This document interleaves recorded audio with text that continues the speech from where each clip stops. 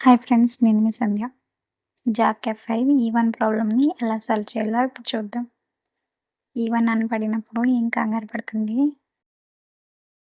మిషన్‌కి చక్రం ఉంది కదా! అదెంత తిప్పినా తిరగట్లేదు. పట్టేసినట్టుగా అవుతుంది కదా! సూది కూడా కిందకి దిగదు. అలాంటప్పుడు ఆ చక్రంకి ఫస్ట్ మనకి మిషన్‌కి టూల్స్ ఇస్తారు కదా! నేను చూపిస్తాను చూడండి ఎలాంటివి తీసుకోవాలో. ఇలా పెద్దగా ఉన్నది తీసుకొని టర్నింగ్ స్క్రూ అనేది తీసుకొని గట్టిగా చక్రాన్ని తిప్పడానికి ట్రై చేయాలి. అది తిరిగే వరకు గట్టిగా ట్రై చేయండి. ఇక్కడ హోల్ కనిపిస్తుంది కదా! హోల్‌లో పెట్టయితే గట్టిగా తిప్పితే సూదనేది కిందకి దిగుతుంది. చూపిస్తున్నాను చూడండి.